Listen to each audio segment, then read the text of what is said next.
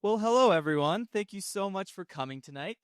My name is Sam. I'm a naturalist and educator with the Aspen Center for Environmental Studies, and I'm so happy to introduce you to Dan West and our final naturalist night of the year. So, super exciting tonight.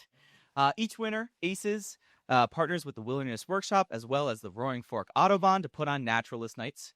It's a free winter speaker series, and it features experts from across the country to explore different topics of the natural world within our community. Um, we would like to thank our generous sponsors tonight. They're providing both financial and in-kind donations to make Naturalist Nights possible, including the cookies and tea that you're enjoying tonight. And a very special thank you to our featured gold sponsor tonight, Ken Ransford, PC. Thank you so much. Just to introduce our speaker, Dan West is Colorado's State Forest Entomologist working through Colorado State University. His scope encompasses the entire state, which he observes annually on an airborne survey that covers 24 million acres of forest land. He has conducted this hunt for signs of beetle activity for 11 years now, and his documentation of beetle emergence and movement has been essential in the state's forest management planning. You may have even referred to his predictions for fall colors, which arise from his research, and have earned him the nickname Mr. Aspen. Dr. Aspen, I'm so sorry about that. Well, you've earned it. When on an aircraft, Dan is working with CSU and organizations such as ACES to teach about the beetle-forest interactions that we see. We are super grateful to have Dan back at ACES, and we can't wait for his valuable insight tonight. We do ask that you silence all of your phones before we get started, and we will have a brief Q&A session at the end, so hold all your questions as well till then. With that, I am super excited to pass the mic off to Dan. Well, good evening, everybody. Thank you for taking some time out of your life to, sit here and listen to me talk a little bit. I hope you learned something. When building this talk, Adam and I chatted briefly, I don't know, 6 months ago or 5 months ago or something, and talking about topics and what could we possibly bring to this group that's pertinent for you. And really some of it talking about some of the bark beetles and really talking about what are bark beetles and how do they work. I just want to kind of point out that I had every intention on talking about the fate of Douglas-fir in this area, but there just simply isn't the time. And so I'm hoping that maybe we can touch on some of the weather and talk about why that matters, talk real briefly about bark beetles and the group that they are and why do we care. And then we'll kind of move into Douglas-fir beetle and why we're talking about Douglas-fir beetle relative to what we see on the mountainside. Maybe talk about some management. I doubt there'll be time remaining, but I'm happy to entertain questions about any other pests that we have across the state. And just kind of have a good conversation about some of the ecology and some of the, things that we all see when we're driving around. So if that suits everybody, let's just kind of jump into it. I always like to set the stage and talk a little bit about weather, right? And why do we care about weather, right? So we all know that, or maybe we don't, entomologists know the bark beetles and insects in general are really closely tied to our weather patterns, okay? Developments are linked that way, but so are trees and tree defenses, and so we'll talk about why this matters. You can see here, 1896 is where this record goes back to. This is the annual temperatures put out by NOAA every single year, and you can kind of zoom in on those last few years, right? Our mean annual temperature in Colorado is 44.6. You can see where we've been over the last 25 years, right? Well above the average temperatures, and look at where we sit today, right? Or this was just a few days ago. You can see, right, warmest ever, if we go back and look at this thus far, the warmest ever, dating all the way back to 1896. And so, of course, I just want to set the stage for, okay, well, not only that is it warm, and it's been warm for the last 25 years, give or take.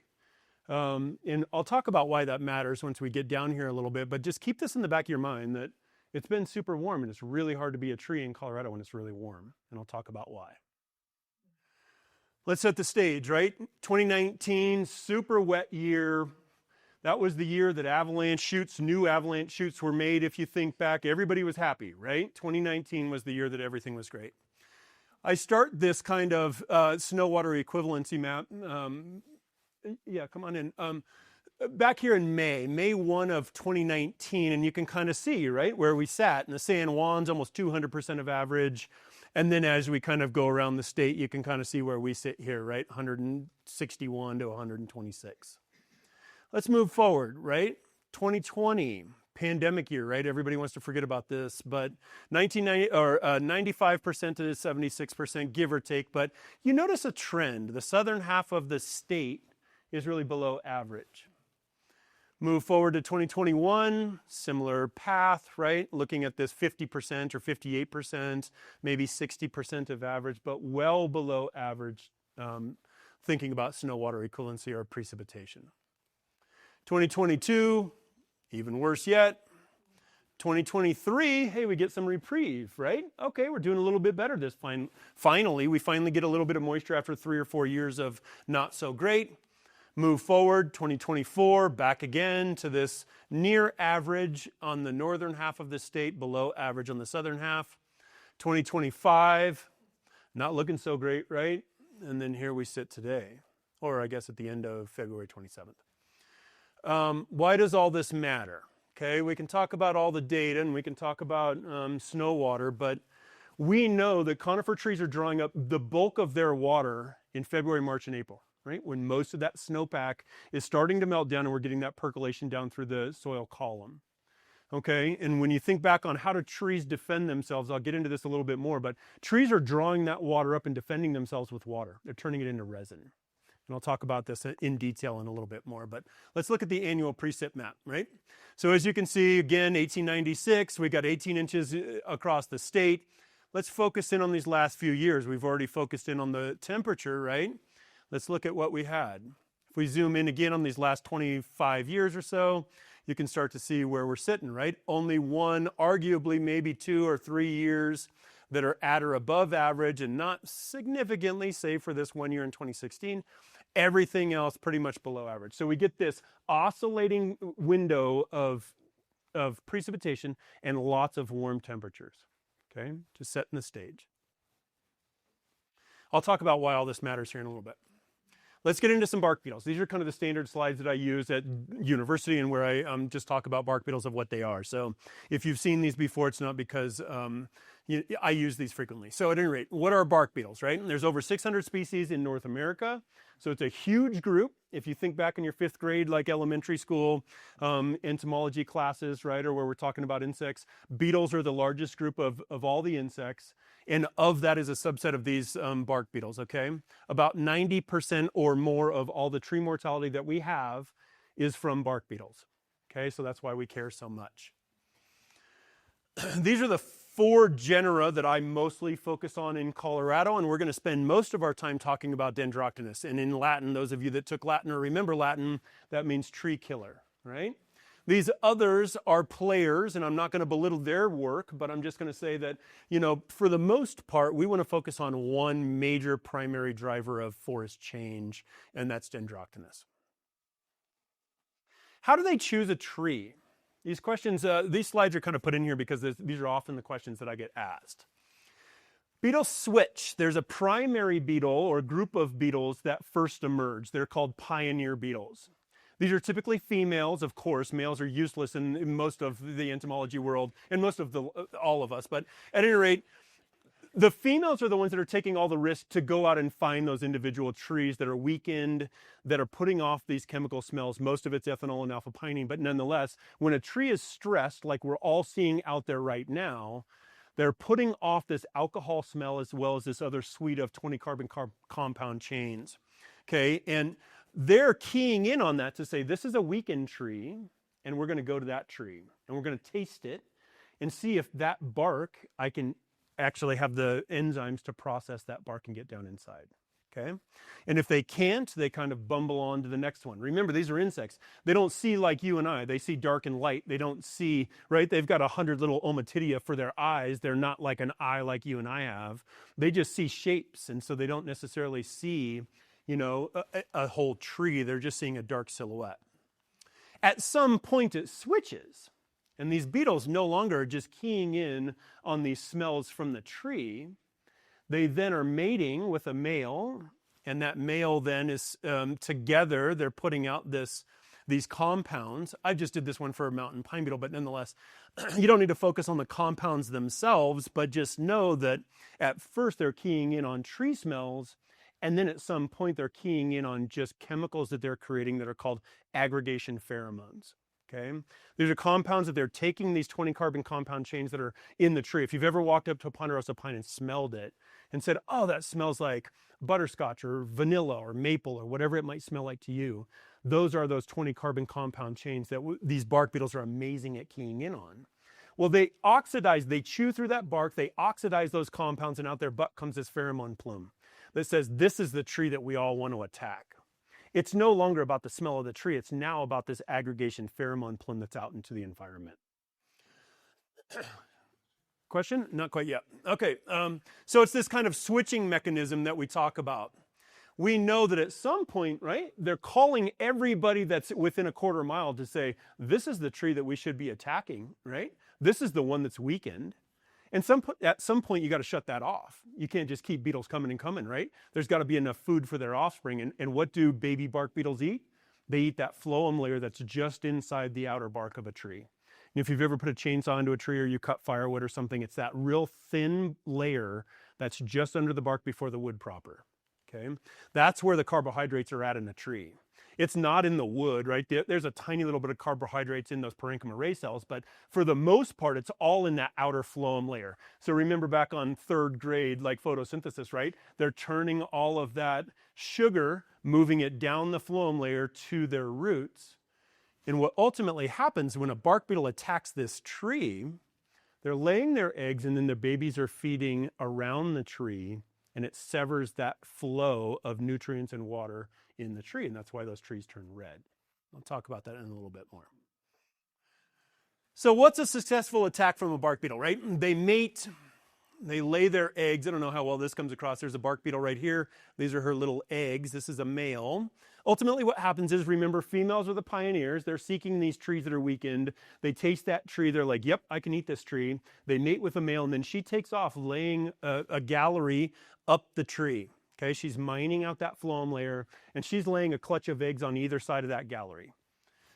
The male hangs out at the entrance, making sure that no other males go up into that gallery, and making sure that there's no predators that are going to go up there.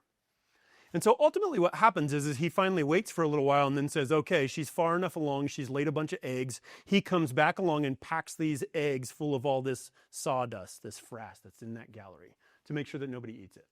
Okay? The eggs, she lays little pits on the side over here where she's laying clutches of eggs. That's not super important for this group. And then, of course, these babies are feeding around the tree. Remember, the adults go up and down. The babies feed around and girdle the tree. Eggs hatch after a few days. They start getting bigger and bigger, and then they go through 2 larval instars, and they spend the entire winter under the bark in these little cryogenic plugs. They build these glycerols inside their body, which is just a fancy term for antifreeze that keeps them able to withstand these super cold temperatures. And what does that mean, super cold temperatures, right? So I often get asked, how cold does it need to be to kill off bark beetles? The algorithm that we used to use is around negative 35 degrees below Fahrenheit under the bark temperatures in order to kill off a portion of these insects. It hasn't got that cold in Colorado since 1985, 1986. We no longer, I've taken that out of our algorithm when we're calculating out where we expect for populations to build. We don't talk about cold temperatures anymore. That's no longer a thing. And that's why that first graph that I showed of that temperature that's so warm and the cold portions of the warm are not cold enough. So what can we look at, right? These things are under the bark. How do you tell if your tree's got it? So remember, they're mining into that outer bark. They get into that phloem layer, and then they're starting to lay eggs. So they produce this sawdust that's on the outside. We call it frass, but they produce this sawdust that's on the outside. And they also might produce these pitch tubes. And so what's a pitch tube? It's resin that is coming out of the wound. So remember, the bark beetle's got to get down inside that bark and be able to feed on that phloem layer. And if my body is the tree trunk, right, I want to protect all of that if I'm a tree. I'm putting on growth. Remember, trees are getting fatter and they're getting taller every single year with that annual growth. And so to protect that, trees are laying down these resin ducts that help protect that annual ring, okay? If I'm a bark beetle and I want to get down into that phloem layer, that means I've got to chew through those resin ducts to get down to that phloem layer. And what that does is you can envision my body having a whole bunch of garden hoses that are all filled up with resin around my body. In order for something to get down inside, I've got to sever those garden hoses that are filled with resin. And when you do that, it produces this puncture and that resin starts to flow out. Well, remember, think back on turgor pressure. What is that, right? Trees have this amazing turgor pressure because of water. Well, as more and more beetles start to penetrate that bark and penetrate those resin ducts, the turgor pressure is getting lower and lower and lower. Okay? And at some point over a threshold, the turgor pressure is no longer there. There's no more resin that's flowing out of these individual, where spots where a bark beetle is trying to get in. And basically, it's just free reign. Right? And that's how bark beetles overcome tree defenses. They do it in mass so that they can overcome these trees' abilities to have this garden hose effect all the way around them, or resin ducts that are sitting all the way around them.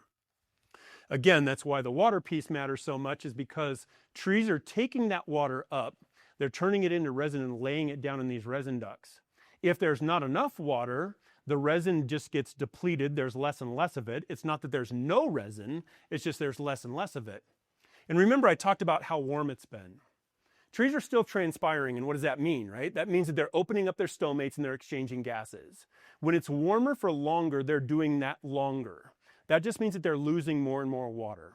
Typically, when we think back on our parents' generation or maybe grandparents' generation, we had winters that really kept trees from transpiring and kept trees from, opening up these stomates. Now it's so warm, right? It's 60 degrees in February. And so they've got to exchange those gases because they're photosynthesizing from all of this, warm temperatures and water starting to flow.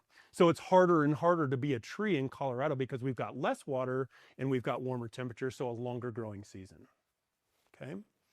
How else can we tell, right? For the Audubon people in this society, right? We got woodpeckers, right? Mostly downy woodpeckers, but we've got other woodpeckers. And they're amazing at keying in. You don't see a woodpecker pecking on a tree for fun. They're looking for that protein source that's under the bark. Right? And that protein source is a whole bunch of little bark beetles that are living under that bark that have been getting bigger and bigger. And so we often see whole, swaths of bark that's pulled off. We've talked a little bit about why trees turn, their foliage fades, but it's mostly because they're starving themselves of either sugar to their roots or water to their foliage. Okay? And then we've talked about pitch tubes, but what I haven't talked about, and that's kind of a poor picture, I should fix that. But nonetheless, when you see, if there's any bird hunters in the group or somebody who's ever shot a shotgun, right, you kind of get this like shotgun effect of like little tiny holes. Remember, birdshot is like a whole bunch of pellets that are inside these shells, and that's what you see on the outside of bark. That tells you that the bark beetles have emerged and have flown to a new tree. And so that's the indicator that, okay, maybe there's nobody living under this bark and I can use it for firewood, or we can use it and take it to the mill and we can do all these different things, okay? So it gives you an idea of what to look for when you're out there. But what about blue staining wood, right? We always hear about blue stained wood and, I want to make my cabinetry, or I want to make a cabinet or a coffee table, or I want to do my floors out of blue stained wood. It is true, blue stained wood is moved about. These are all ascomycetes, or blue staining fungi, or black staining fungi that these insects are carrying around.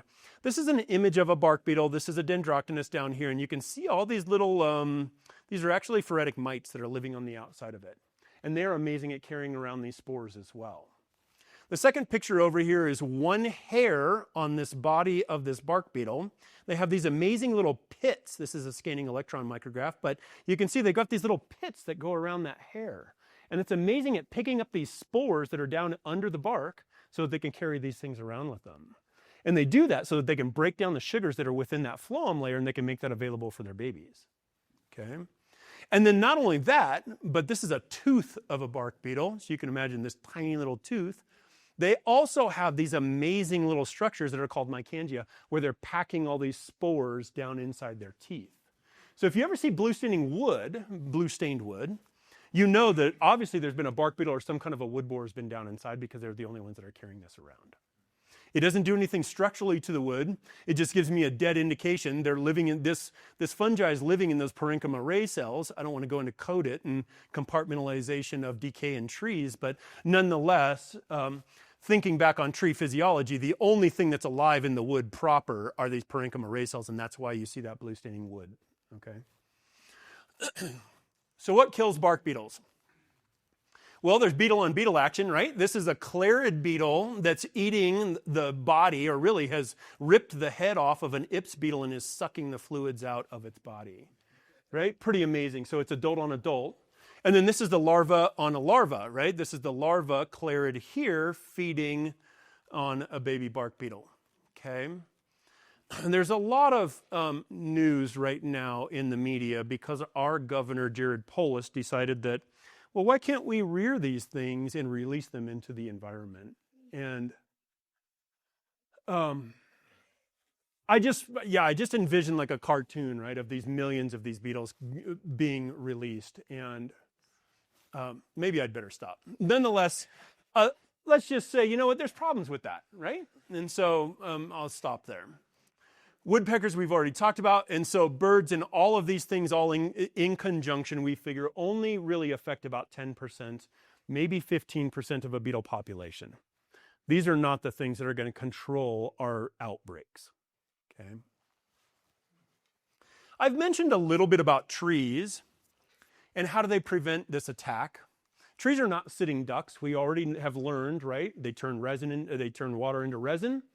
And it's not only just the flushing of the wound, okay? It's not just a mechanical pitching of it out. Remember I mentioned if a bark beetle is trying to get to my body, it's got to go through those garden hoses. All the resin's going to flow out and try to flush that wound. That's that mechanical piece. But there's also all of this chemical piece, right? There's some chemical warfare going on inside that resin and within each individual tree that says, hey, I've got toxins to these bark beetles. They have co-evolved with each other for millennia. And so it's this chemical warfare where the tree is trying to build up more resins that have limonene and these toxins in it, and the bark beetles are trying to evade. And so what we are trying to do, in part at the State Forest Service, is identify those trees that have partially been attacked, but they're the ones that won, right? They were able to kill those bark beetles as they were going inside. And those are the trees that phenologically and genetically we want to reproduce. And so we are trapping their cones and, you know, bagging their cones so that we can bring them back to the state nursery, rear those, grow those things out, and move on. But I got a cartoon to just kind of show you, right, for the visual folks out here like me. This is the phloem layer just inside this outer bark, right? This is the outer bark or the cortex cells, and there's all these resin ducts that are sitting down inside. And so in order to get myself down into that phloem layer, I've got to sever those ducts. I hope that makes sense. And then this is just the xylem, the annual growth rings that you see in the wood proper. Okay, maybe not quite lastly, I've got a couple more slides. Sorry, am I jamming you up? I got a couple more slides just to talk about, okay, so which trees and which stands and why are we seeing them in there? It all kind of comes down to size and tree vigor. When we think back on the forest that we see today, we did this to ourselves, right? We exclude fire because we all live in these locations. We don't want fire to come through. And we don't have a lot of mechanical removal. A lot of the slopes are steep. So in the absence of any kind of removal of material and in the absence of fire, what do we got? An ever-growing accumulation of fuel. And in 1935, we enacted a rule, right? And that act says, it's called the 10 a.m. rule. That means that by 10 o'clock every next day, we're going to put every fire out. And that was our goal as a people. And back then that made a lot of sense, right? Because not everybody was living in these forested ecosystems. We could put these fires out more regularly. Now that we've got over 3 million people in the state living in this wildland urban interface, we can't do that, right? We have to remove some fuels and we can't let fires just go and try to, you know, put them out by the next day or try to let some burn and then put them out by the next day. We pretty much have to manage these as we go. And so it all comes down to drought and density, phloem thickness and size of trees, and whether or not there's any predisposers to anything else. But in large, it's all about tree vigor. The ecological roles of bark beetles are the sanitizers of the forest. We don't want to just nuke them. Somebody is always in the group that's like, why don't we just kill these bark beetles? Like, we're really good at killing things. Why don't we kill bark beetles? You can't just kill them because they are the sanitizers of the forest. They're the ones that are moving through and they're picking off these trees that are lightning struck, have root disease, have mistletoe, have all the other ailments. And so we want them in the environment. We just don't want them to be beetles gone wild, right? And they're going wild because we have overly stocked, forests, really dense forests, really large diameter trees that are all in the susceptible categories. And now we've got this alignment of weather that allows these trees to no longer be able to defend themselves. We do like them too because they also create, wildlife snags, and for all the, birders that are in the group and naturalists that are here, right? There's a lot of other benefits to having some of these small localized outbreaks of bark beetles, but certainly not where we live. And certainly not when we want to think about wildfire, right? Oftentimes in the media we hear it's tinder dry conditions and it's all going to burn. It's bark beetle stands and it's all going to burn. Right? Well, we know, looking back on some of the literature, and heck, I've published a paper on it, there's certainly no more fire where there's bark beetles than in other locations. We have learned that humans are the ones that are starting most of the fires. There's orthogeographic lift, and yes, there are lightning strikes that occur, and we know, looking at the patterns, where most of that is occurring, but the main conjunction that we often see is where there's humans, okay? The fuel already remains out here in a green forest. When bark beetles attack those trees, all it does is these little, fine fuels, what we call 1 hour fuels, the needles and the real small branches and twigs, those are falling down to the forest floor. And that changes the fuel arrangement. So should a fire begin in these areas is where we really start to see fire behavior change, and we really start to see catastrophic wildfire occur. So I'm going to show some maps here in a little bit. Where does the mapping come from, right? So we all sit in small little planes, not we all, but there's, I guess, 6 of us now in the Rocky Mountain region that sit in small aircraft, and we look out the window with a tablet in our lap, and we're drawing circles or points on the earth where we see dead trees or where we see activity. And then you all know in July and August, right? Well, maybe if we get the monsoonal rains that show up, at 2 o'clock we start to get thunderstorms, and you can't be sitting in planes when it's thunderstormy, and so we jump in trucks and we take a subsample of everything that we saw, and we just try to go out and verify. Joe said that it was a Douglas-fir, and this is Douglas-fir beetle. Let's go to that polygon and let's go look. And so there's a little bit of truthing that happens with this, but we're flying super fast, super low, and we're calculating 2,100 acres per minute. So it's amazingly quick. There's always somebody that asks me, why are we not doing this with satellites? And why are we not doing this with drones? And it's a great question, right? And there's groups of people, entire centers that are full of these spatial analysts that are trying to look at LiDAR data and trying to look at satellite data and trying to figure out, can we train software to make this stuff work a little bit quicker than sitting in an aircraft? And the answer is no, we can't. In the aerial survey, we do this for about a penny an acre. So yeah, it's expensive to be in a plane, but you're getting this data for super cheap. You can't do that any other way at that cost. And as soon as I land, I can download my data to you or a land manager and say, hey, you've got a problem over here. Let's go look at it. If you look at the data, it's in gridded, or it's up, we fly up each drainage and back down each drainage. Sam did a good job of explaining we fly over all 24 million forested acres, or we try to, every single year, which we have done since 1940, since the 40s. Unfortunately, this is the first year that we have not done that. And that's because of some of the challenges with our federal government. So this past year, we did not have pilots, we did not have planes, and we did not have resources available to us to be able to conduct all of our aerial surveys. So what we did do is we contracted with Fish and Wildlife Service, and we got them to fly me around for part of the state. But nonetheless, we got 13 million acres surveyed, and I focused a lot of our effort basically right where we sit right here today. But a lot of, you may have read, there's a burgeoning mountain pine beetle epidemic, and then there's this kind of activity down in the San Juans that's been going on for quite some time.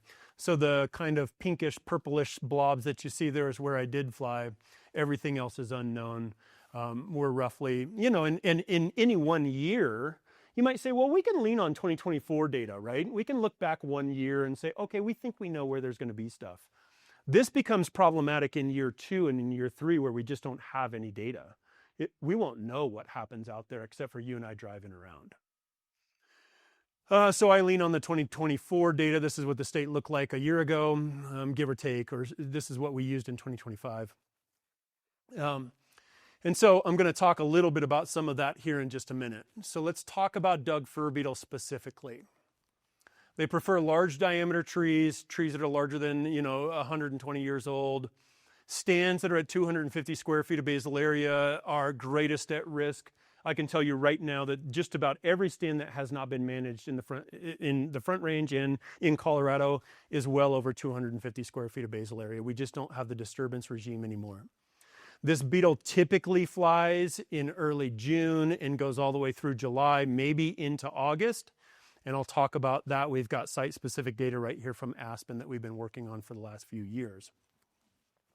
I don't want to belabor the life cycle too much, but every single year they've got to go find another tree. We'll just leave it at that.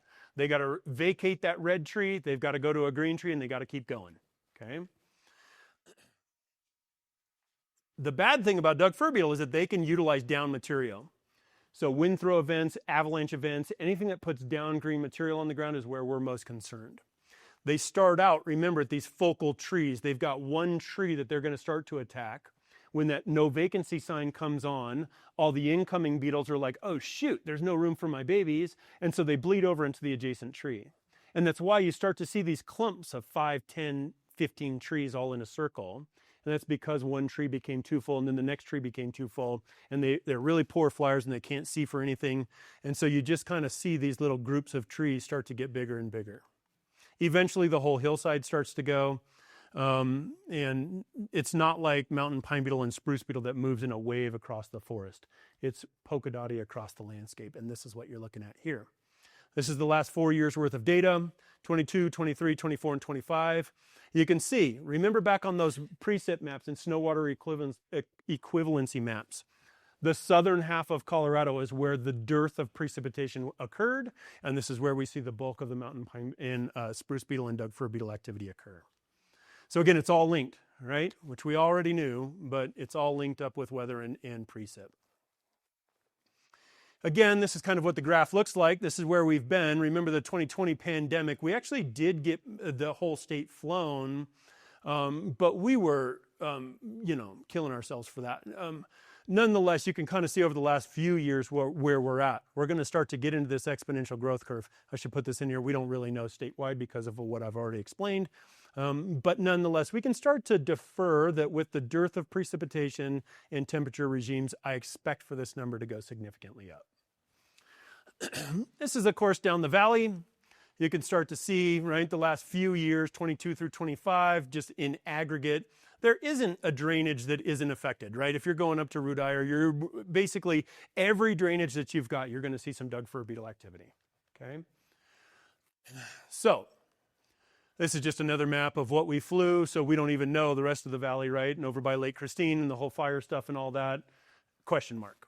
So don't even know. But nonetheless, we were able to fly right over town, and certainly I tried to make a priority to look at Shadow and Ute Mountain, only because we've been spending so much of our resources and putting a significant amount of effort into saving some of that view shed. But historically, I went back and looked at a talk that I gave here in 2022, and we were talking very much the same story, right? Fires and bark beetles. And so this just shows us that for at least 10 years, we've been dealing with Doug-fir beetle in the valley, which is impressive, that we still are seeing Doug-fir on the hillsides. Just a zoom of, in 2021, Adam McCurdy, myself, other people from ACES, people from the city of Aspen, SKICO, Pitkin County, U.S. Forest Service, I'm probably missing somebody, but nonetheless, we all kind of got in a group, right? And we said, what are we going to do about this? Is there anything we can do? Here's Aspen. Here's Ute Mountain, here's Shadow Mountain, and so of course we were worried about what was going to happen on the adjacent hillsides and kind of worried about the fire. Oh, Aspen Fire was also a part of it, but we were worried about, kind of that group of what do we do if this continues to go that path of continued mortality and continued mortality? What can we stop? So in 2021, we all got on the table and we all sat right here in this room and we started talking about, okay, what can we do? And I immediately turned to some of these anti-aggregation semiochemicals. That's the chemical that says the tree's full, go somewhere else. That product is synthesized into small little pouches and we can deploy that out into the forest, stapling it onto trees, as Abby, this is one of my technicians, what she's doing right here, right? And that's the no vacancy sign that we're manufacturing on these green trees to say, go somewhere else. It screws your neighbor, right? But it keeps your trees really good. It keeps those beetles moving, okay? This is just what the maps look like of kind of where we were able to do it and where we haven't. If you've ever gone hiking on the west side of Shadow Mountain, it's incredibly steep, and most of it's full of avalanche chutes and a whole lot of really poor quality trees. And so we shifted our efforts onto the east side, where we can affect change and where a lot of those ski runs are at, and certainly where the viewshed is from town. And then, of course, Ute Mountain, something similar, right? If you've ever gone up Ute Trail, you know that there's some incredibly rocky areas and some really spots that you're going to get rocked out on. But nonetheless, we've really focused our effort. The trail kind of goes like zigzag up through here and then really takes off. But we focused our efforts on the viewshed and kind of where could we affect, if a fire were to start, where could we maybe affect some of those fuels and keep green trees on the landscape.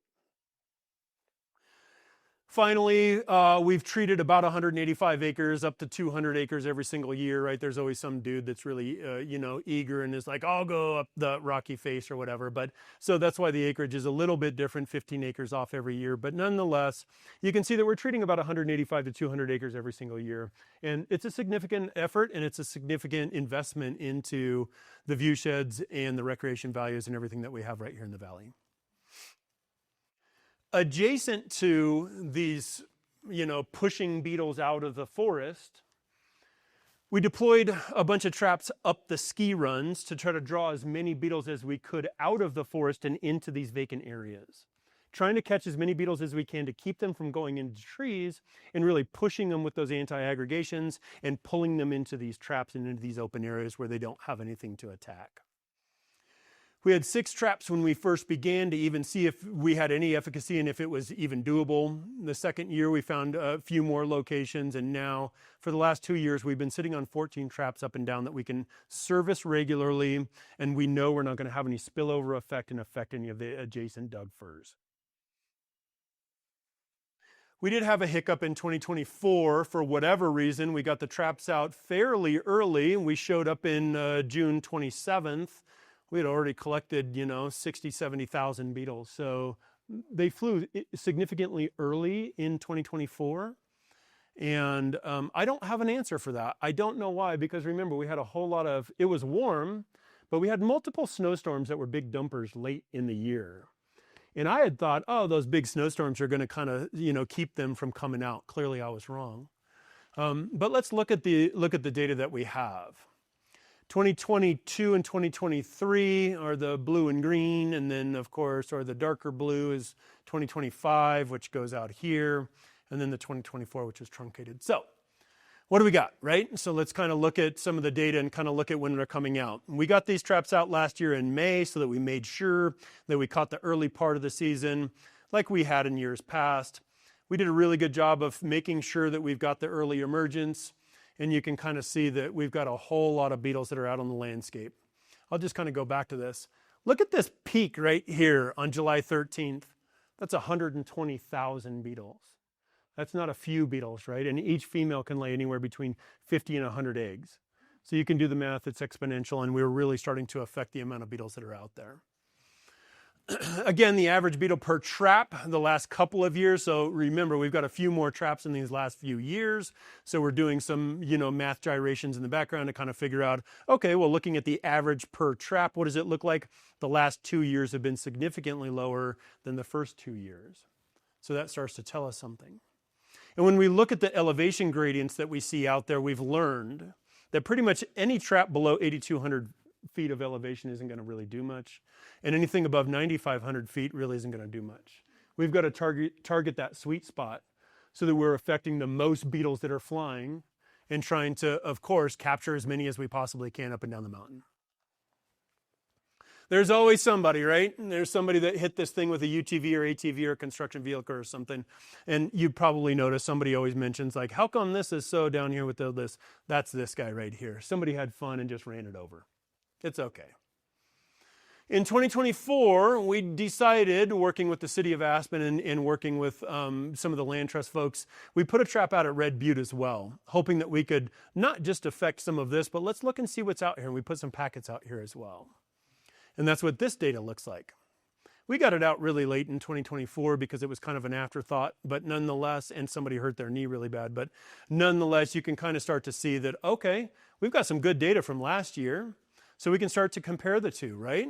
We can look and see on average, again, these are the beetles that are up on the mountain, these are the beetles that are at Red Butte. There's fewer beetles out on Red Butte, but there's still a lot, right? And so we want to try to protect some of that resource too. So in summary, what do? We've got lower numbers in the last couple of years. That means that we're probably doing something, right? It's been warm, it's been plenty of dry. We certainly know that the beetles are everywhere else are going bonkers.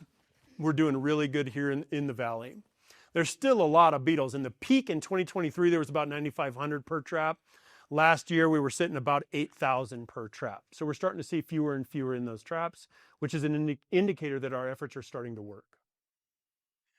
Fewer acres were identified by the aerial detection survey, which is pretty awesome. And then, of course, snowpack has been up and down, up and down, up and down. But we know the last 2 years, tree defenses are really compromised. And there's a whole lot of weakened trees that are sitting out there, right? We've actually seen that these bark beetles are starting to attack trees with no resin, no pitch tubes coming out at all.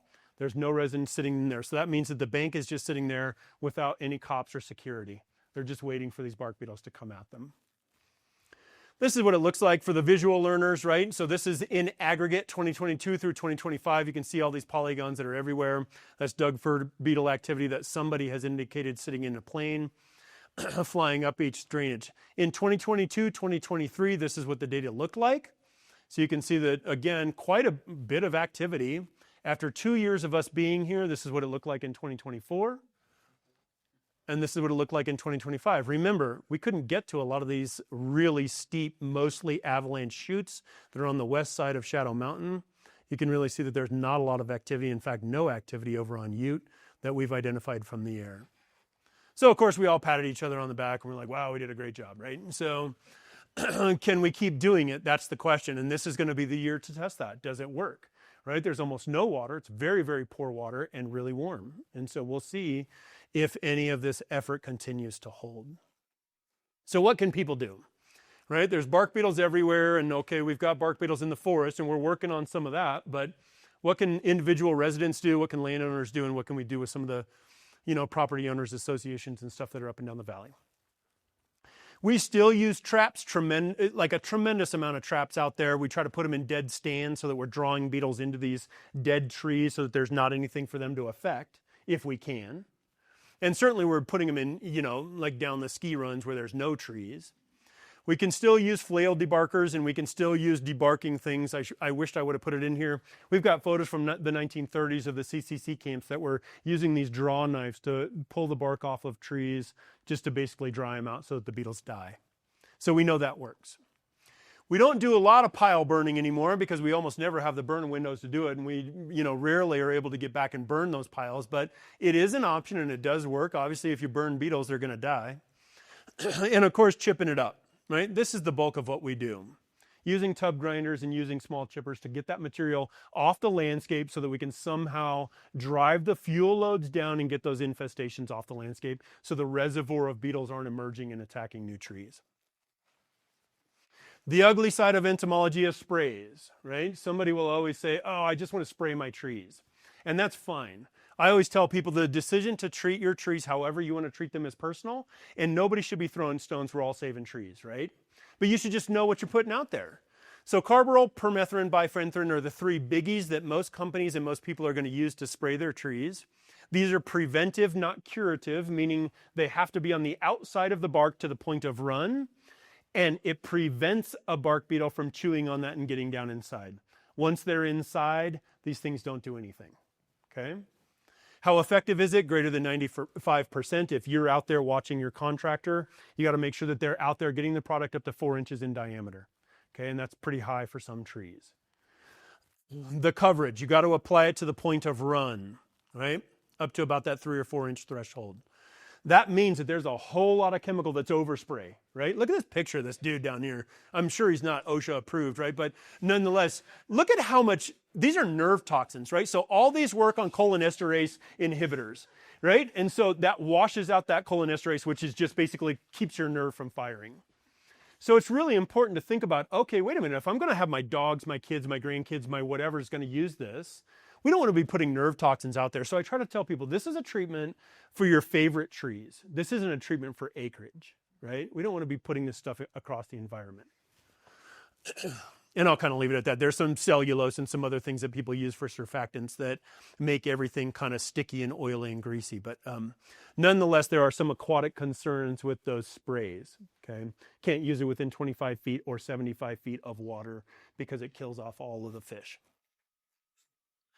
Injectables, right? This is the latest, sexiest thing that everybody wants to sell you, right? Oh, we'll come out and we'll inject your tree.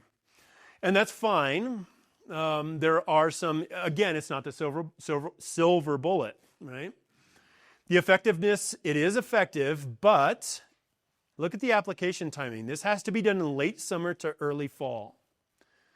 Okay, so if bark beetles are flying in the middle of the summer, July and August, right? That means that in September, October, we've got to get these injections done. And what do injections do, right? It's just like an IV, right? They're putting a silicone piece into your body, and then you're injecting that chemical down inside, and you're hoping that the tree will draw that product up. Okay, in order to do that, you've got to have water. In a year like this is a waste of money, in my opinion. I just think that not only that, but this window has already expired, right? And so I just want to kind of have some clarity on translocation of this product. We know that conifers don't move it side to side like deciduous trees do. And so it kind of just goes up in a straight column in a conifer. And so really thinking about, we've got to put a whole lot of IVs in the bottom of a tree in order to get this perfect efficacy on that tree. And they'll sell it to you, and that's fine, and that's your decision. Just know what you're getting into, okay? And really, I would only advocate for EB or emamectin benzoate. There's a lot of other products out there, azadirachtin and some of these other active compounds. The only thing that we have scientific data on that has any efficacy is EB. Okay, so if you're considering that, this is the one to use. There are some benefits to the environment, right? We're not overspraying with this. We're putting it into the tree. So there's no concern for grandkids, pets, and all the people that use our resources and are playing in the yard or whatever else, or very little. But of course, all of this will affect all of the other insects and everything else, birds and everything else that are feeding on everything within those trees. I'll leave it at that. What about semiochemicals, right? We've already talked about these bark beetles are saying, hey, everybody come here. Then they're saying, wait, nobody come here. We're full. You got to go somewhere else, right? We figured out how to synthesize those anti-aggregate pheromones. We put it into small pouches, and then you can staple it onto the tree. How effective are these, right? They're also not the silver bullet. When you start to approach anywhere between 8 and 15% of your forest is starting to become affected with bark beetle, these are no longer your tool in the toolbox. These chemicals really start to get overrun by bark beetles. They just basically are like, your chemical warfare in this little pouch isn't doing nothing. I'm going to continue to attack that tree because there's so many beetles that are overcoming that anti-aggregation pheromone. Okay? And the EPA won't let us put this out at any higher rate than what we're selling it at. So I'll just leave it at that. Thinking about what are we going to do, right? Maybe I'm going to spray, maybe I'm not. Maybe I'm going to use these semiochemicals. Maybe I'm going to use something else, right? Direct control. Nonetheless, we've got incredible data, not just right here on the mountain, but we've got data going all the way back to 2014 when I first started over in the Gunnison Valley, just over on the other side of the hill.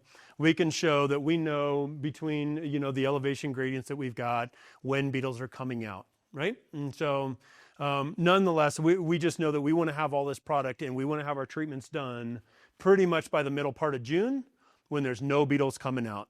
Once they, middle part of June kicks in, all bets are off. Stop your treatments, stop cutting trees, wait until we're sitting here somewhere towards the end of August when there's no longer the smells and chirpings that are out in the environment that say, hey, come here. These are the trees that we want to attack. Okay. I stuck this one for mountain pine beetle, but it doesn't really matter. There's all this amazing amount of information that I've produced out on the State Forest Service website. So if you're looking for treatment options or you're kind of like, man, I kind of want to get a plan together for when this stuff does start to come near me, come near my property, come near my public, property owners association or whatever, we can help you with that. So there's some tools that are out there. I see it's 6:50, and so I really want to have a dialogue. So I think I'm going to stop talking and just say thank you. I've got a tremendous amount of information on the backpack here. If somebody wants to talk about any other bugs or any other pests, I'm all game. Any question is fair game. I really want everybody to get their questions answered and to have a dialogue around this in an intelligent way. So thank you for your time. Thank you for not sleeping too much. And Sam, I think, is going to bring around a microphone so that everybody can kind of hear questions, and I'll try to reiterate the questions if I can. Yes, we do ask that you don't speak or you don't ask your question until the microphone comes around for the sake of the people at home. So I'll open it up now.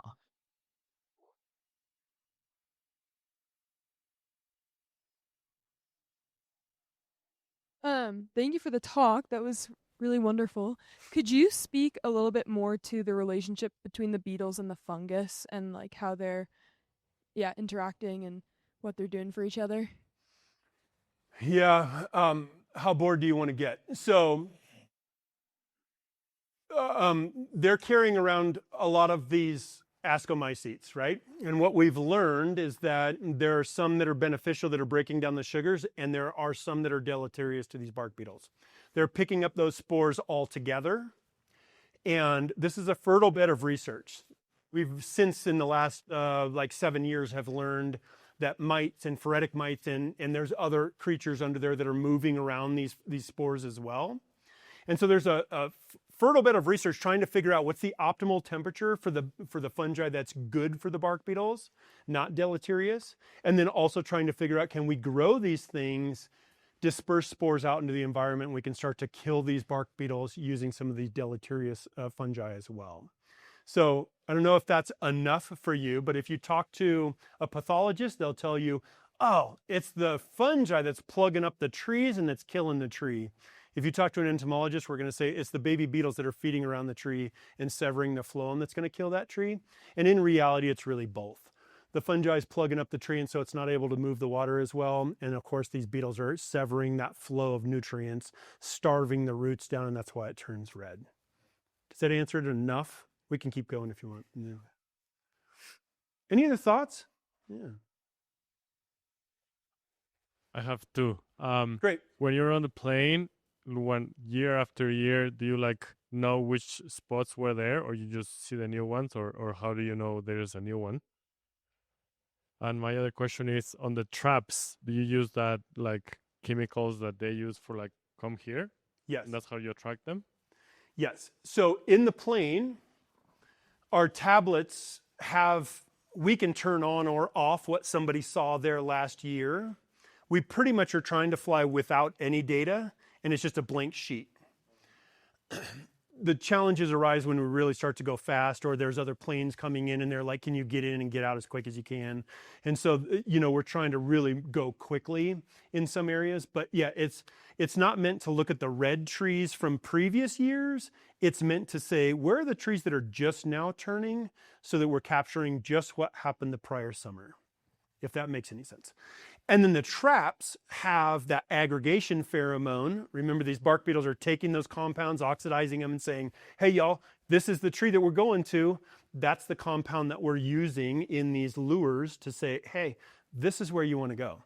And we can make that stronger or less strong depending upon the scenario. And on the mountain, we're using the weakest lures that we have, because there's a spillover effect. We're drawing beetles into these areas and into these traps, and we want them to go into the trap, not into the adjacent forest. Yeah.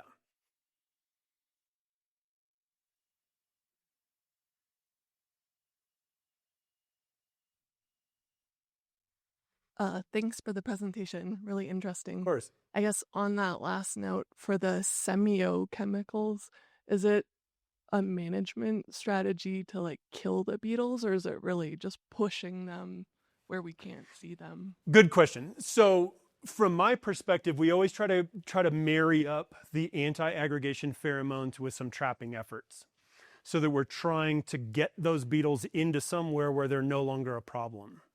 That doesn't always work. Sometimes we're just trying to draw them into areas like Aspen, or into, not the town of Aspen, but in groves of aspen, or in groves of riparian areas where there's no conifers that are going to die. oftentimes that's just our goal, is just to try to keep them moving or keep them out of trees as long as possible. There are some places where we just simply can't. I'm thinking back on kind of the cattle ranchers and people that have grazing and all the things that are happening around these forested ecosystems where we can't put traps. And so, because the cows knock them down, for whatever reason, they love to lick these things. And so I'm also thinking back on, we did this on Steamboat ski area as well a number of years ago, 2 decades ago. And similar thing, but they have a tremendous black bear population up there. And so the bears realized, oh my gosh, there's tens or hundreds of thousands of beetles in here. They would show up, lick all the bugs out of those traps. And it was just a forever fight every couple of days of going back up and putting these traps up. So we do it where we possibly can. And sometimes we're hanging them up into trees and trying to get them as high as we possibly can. But really the goal is to try to get these beetles out of the forest and push them out of whatever we're trying to protect. And that's why the group effect is so important, because if you're doing, let's say you're using these anti-aggregants, but your neighbor isn't, you're just pushing them onto your neighbor, right? And so we've kind of all got to work together to be like, hey, we're going to try this. You should know that your trees are probably at higher risk because we're pushing them onto you, or at least keeping them from going into our trees. Yeah, and it's really this kind of education piece around why are we doing this, and can we all work together? And there's always somebody that's like not in my, right? I'm thinking back on Red Mountain Ranch over in Gunnison. There's one dude that was like, nope. And this is a very affluent community, mega million dollar homes, large acreage. And there's one guy that was like, you know what? I just want Mother Nature to take its course. And the rest of the subdivision said, yep, we're in. Well, you know what happened? He basically has a naked forest. There's no trees left. And so, yeah, we really kind of want to work together to be like, hey, we're okay if you want to do that, but just know that's about to happen. Good question. Yeah. So I was curious about the carnivorous beetle that eats the Douglas-fir beetles, and kind of what the relationship between those two is. Does the larva also eat the bark, or are they solely eating the Douglas-fir larva in the trees? Good question. So to answer your question, those are clarid beetles. There's 3 species in Colorado. The main one that you have a photo of there is the red-bellied checkered beetle, is what it's called. They only eat a protein source. They're not exclusive to just Douglas-fir beetle. They have to have some kind of another bug to feed on. And it has to be timed up perfect, right? So the adults have to be out seeking the trees that the bark beetles are attacking in order for all this to work. They're laying their eggs on those trees. The eggs are hatching, going up those galleries and trying to feed on the babies. And then at some point they get big enough and they emerge in the fall to try to find another place to go. And so, I'll just leave it at that. They're all in the same boat. They're all native. None of them are exotic. And the idea behind rearing these is problematic because they're a generalist predator.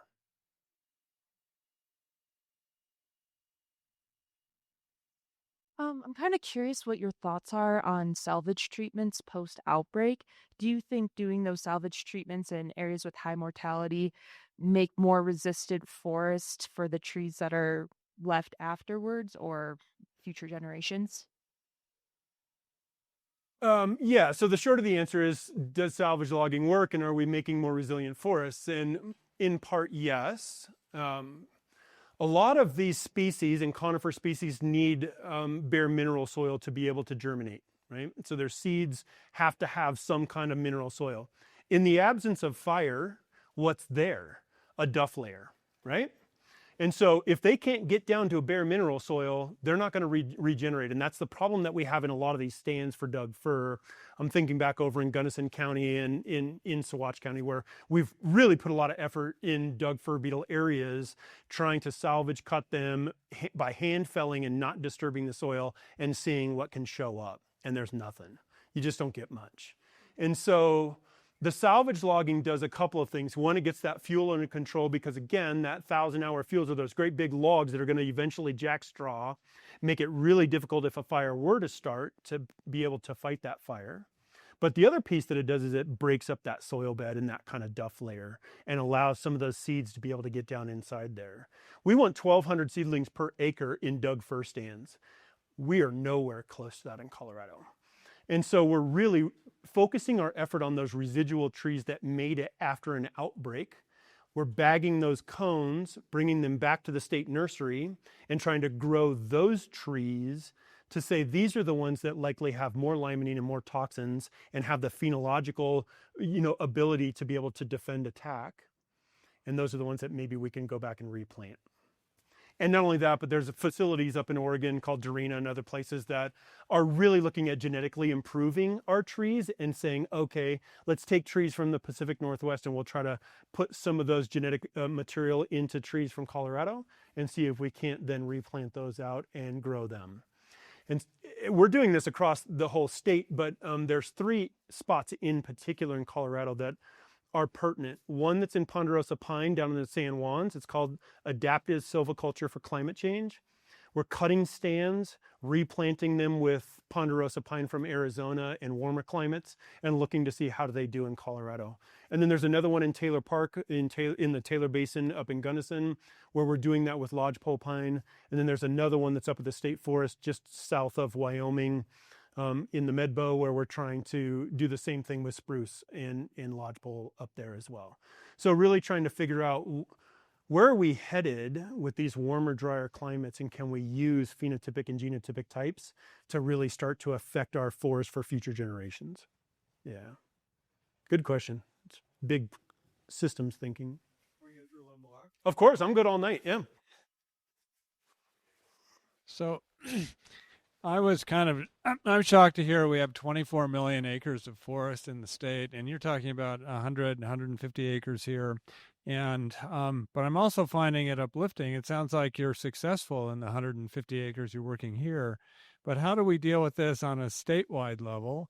And do we need to throw more resources at it? Do we need to get more news stories to the public to support this? What on a statewide level is your recommendation for how we deal with this? That's a great question. And I'll just kind of start with, how do I do this? Let me just bring this back a little bit to the recent outbreak of mountain pine beetle along the Front Range.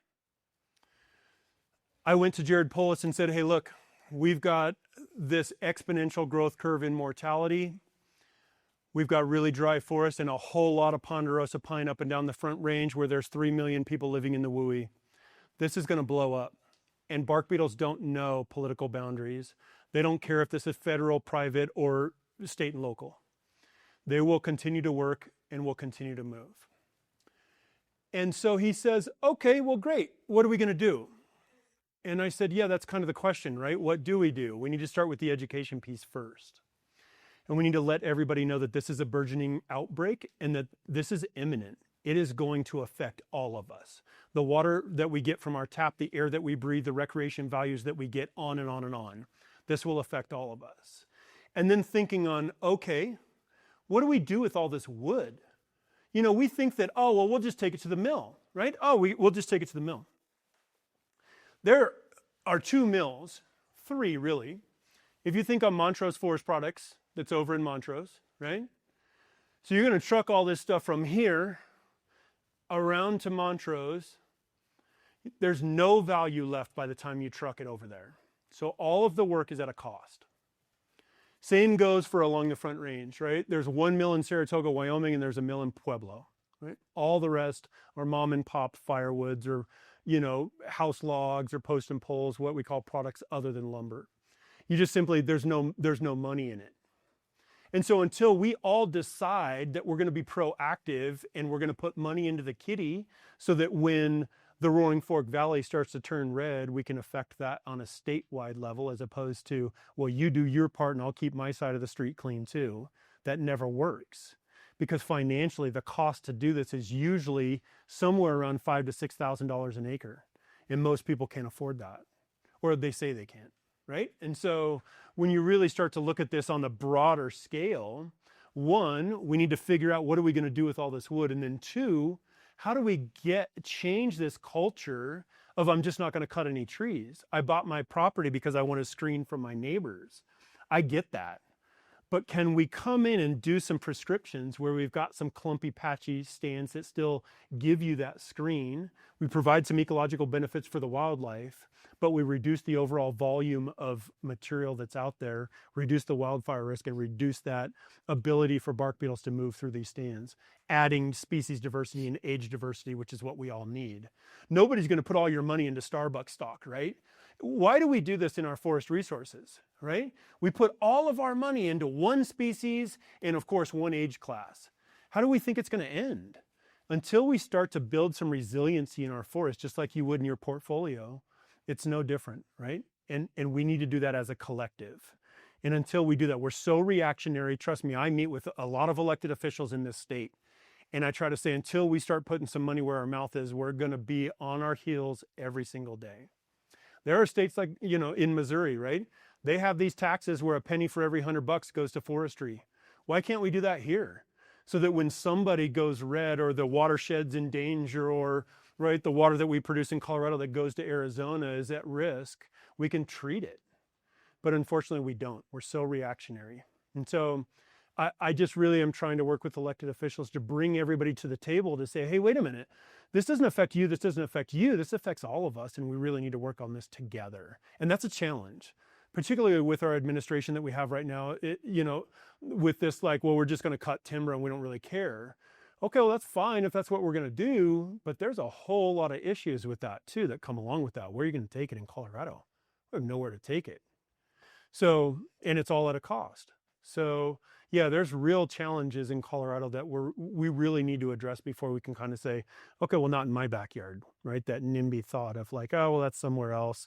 We'll let them deal with it. Well, until it's not, until it's now. So, yeah.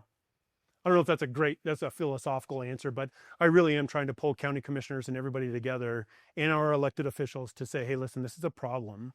And until we talk about this together, we're only as good as our weakest link. And you think back on like Gilpin County and some of these counties that have like, 5,000 people and no money, right? What are they going to do? They're just going to turn red and wait to burn up. So yeah, I just feel like until we do this from a systems perspective, we're really struggling. It's a great question. Well, on that positive note, yeah. Wonderful.